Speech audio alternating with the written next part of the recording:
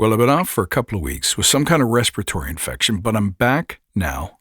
Voice mostly intact, so settle in as I share with you my thoughts on corporate agile. That's this week on the Badass Agile Podcast.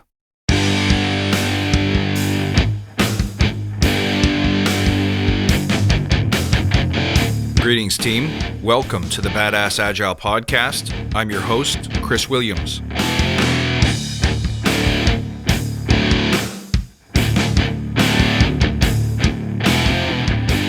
Fall is upon us, Thanksgiving has come and gone, and we're heading into the big holiday season, so it's time to start thinking about what are we going to do with 2024. Let's start planning, let's start scheming.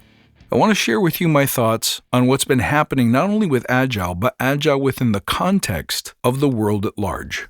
First, I want to share with you a piece of news. My newest course, Rivet the Room, has just dropped. Here's what I believe. In the coming year or two, people who know how to speak and persuade and influence and connect hearts and minds will become invaluable. You go look anywhere and you'll see that the top 3 in-demand skills are usually leadership or management and communications. But don't just be good at communication. You want to stand out, and that's what Rivet the Room is for. I'm going to put you at the front of the pack. If you're listening to this and it's still Cyber Week, this is your chance to get great discounts. 25% off the normal course retail. Go check it out at badassagile.com. What I want to talk about this week really goes to the heart of your Agile career. Let's talk about corporate Agile. I call it bank Agile sometimes.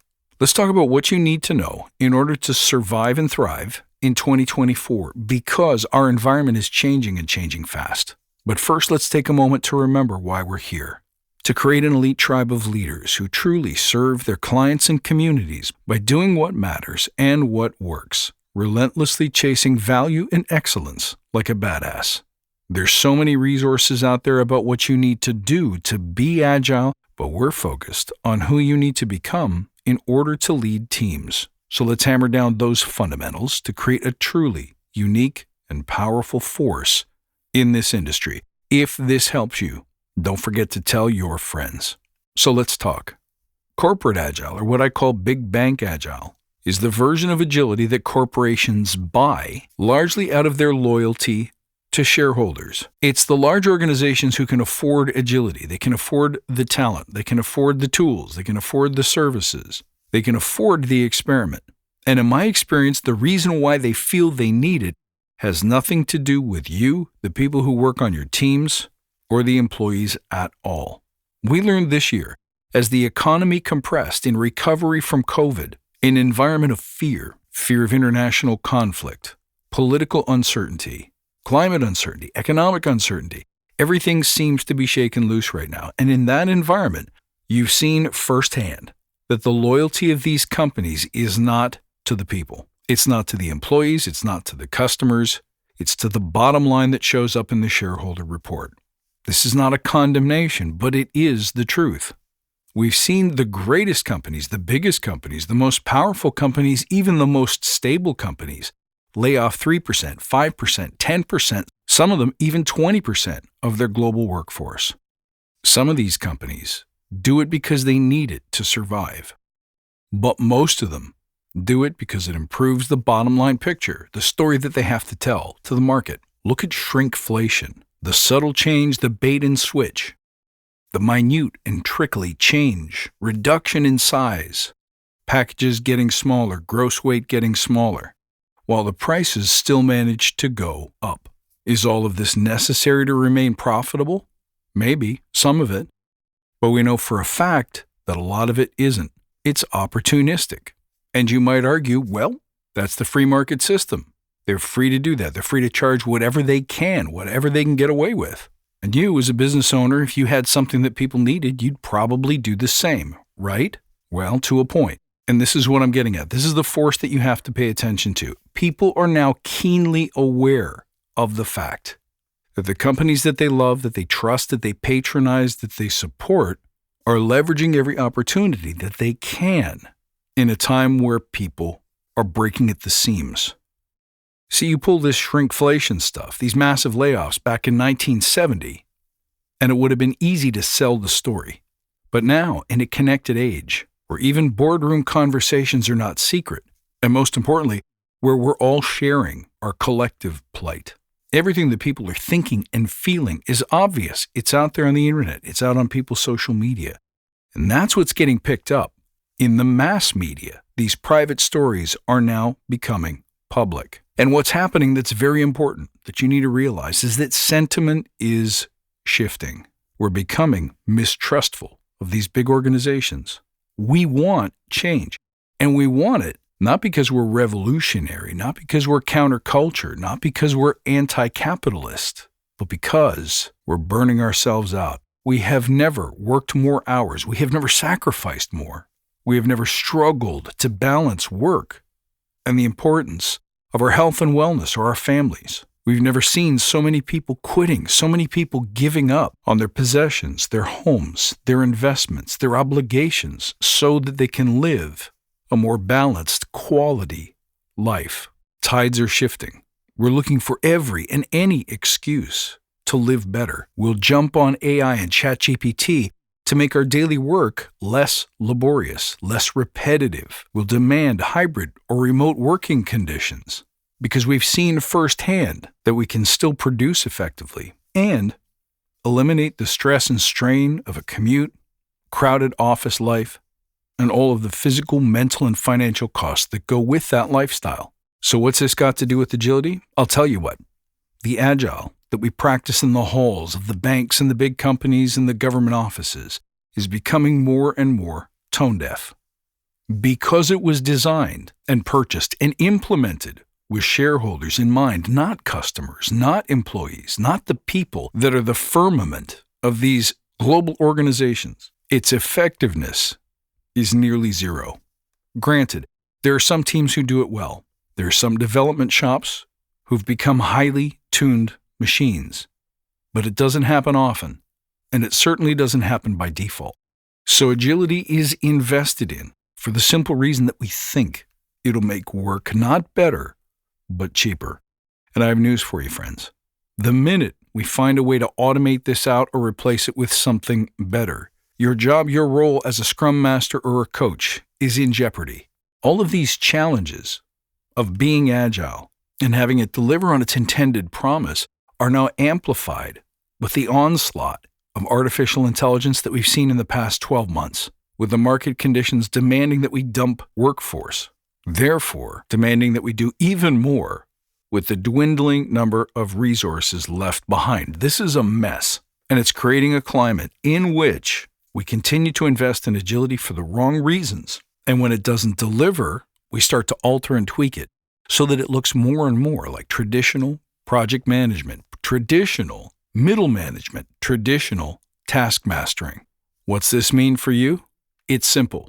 If you expect to survive the next 2 years in this profession, if you don't want to see your job prospects dwindling, if you don't want to see your contracts canceled or your employment jeopardized, if you don't want to see the job description of a scrum master compressed and combined with agile coach, project manager, technical lead, product owner, and others, you need to break the mold of what agile is and does. We need to cancel Bank Agile immediately. What does that mean? I believe we need to be more entrepreneurial and intrapreneurial. Even if you're a full-time employee, I don't care. You need to refocus your agile talents, efforts, and passions, not on delivering software per spec, per signature, per process, not even on helping business deliver their most valuable outcomes, but instead, or additionally, to make the future of work better. Work is broken for a million different reasons. Executives want to rush everyone back to the office, saying that we've never been less productive, while we have the people doing the actual work saying they've never been more productive. And they're happier, they're healthier, they have balance. As organizations stretch past the sane limit of how many people can work under one badge, we have no insight into what other teams are doing. Work is being duplicated all over the place. We're working at cross purposes with different rules, different values, different ideals. Imagine what this does to the identity of a company. This affects who we are. Now, you can try to change this for the biggest of the big organizations, but my core belief is that it's a journey whose destination resists itself. Big organizations simply don't have the will or the collective harmony to truly go there. Now, this message is not for those who love their full-time job. This message is not for those who love working for big corporations and organizations. Just recognize that what's expected of Agilists in these kinds of companies is going to change. And you're going to see the subfloor drop lower and lower and lower in terms of fidelity to those beautiful Agile ideals. For some of you who want to hear this message, who've always known that it was inevitable, who've always known that it's true, now is your time. Because very soon, it won't be hard to see companies in distress. Companies not at the 100,000 or 300,000 employee level, but companies that are much smaller, in the medium space, who are struggling to stay afloat and are willing to do what is necessary to capture the best customers, to capture the best employees, because they know that what they deliver to their shareholders will improve as a result. Do this right, and everything changes. 2 or 3 decades ago, there was the start of a gentle shift towards centralization, the dissemination of choice, the destruction of the small to medium business in favor of the Big Mac consistency of the trusted big box store. But just like we look at a vinyl record 40 years after the introduction of digital music, and we say, you know what, I like this better. We're starting to realize that consistent, bland flavor is not a goal worth pursuing. We want freedom, the freedom to choose the best thing, which is not always the cheapest thing, by the way. And you as an Agilist might just sense your duty to help companies deliver it, not to use your skills to just deliver software for a bank. Pretty soon, delivering software won't even be a human function. It'll be completely automated. But rather, to help groups of humans working together to innovate, to create something new, to serve better, maybe to make work better, maybe to make commerce better.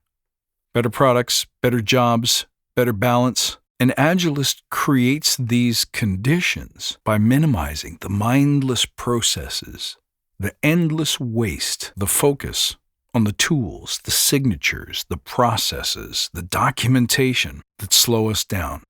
You know what I think? I think that Agile and Scrum and all of those things have never been things. In the same way that the swipe card that you use to gain access to the building is now just standard issue. There's nothing special about it. It's a tool. It saves us time. It helps us manage access better. But it's no longer a technical wonder to behold. Those days have been over for 20 years now. I think Agile is just part of the way we do stuff. It's a philosophy, and we can teach it, we can train it, we can preach it, we can love it, we can use it. But the days of it being a specialized function are almost over. Instead, use the Agile skills that you've developed as a way to go from idea to implementation faster, especially if that idea has nothing to do with software or technology. If we don't do this, pretty soon, more and more people are going to start seeing agility as a failed experiment, something that we tried, spent a lot of money on, and it didn't yield returns, so we stopped doing it.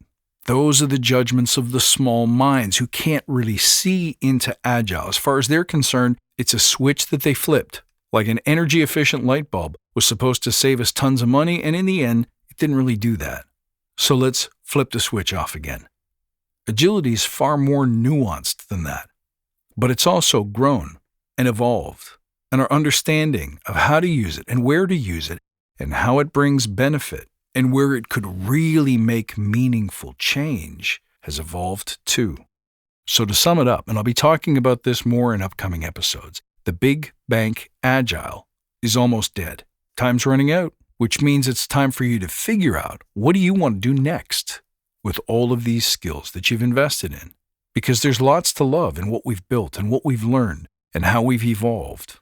But be careful when you follow a handful of people who claim to have the next best thing, Agile 3.0, or some variation of agility under a different name. Those localized efforts won't have legs. But what will always be valuable is an obsession with creation, creativity, innovation, expression, delivery, excellence, efficiency, and improvement. So start setting your sights on something new for 2024. My friend, it's good to be back. Thank you for tuning in as always. Don't forget to check me out at badassagile.com, on Instagram at badassagile. I look forward to seeing you out there, and until next time, stay badass.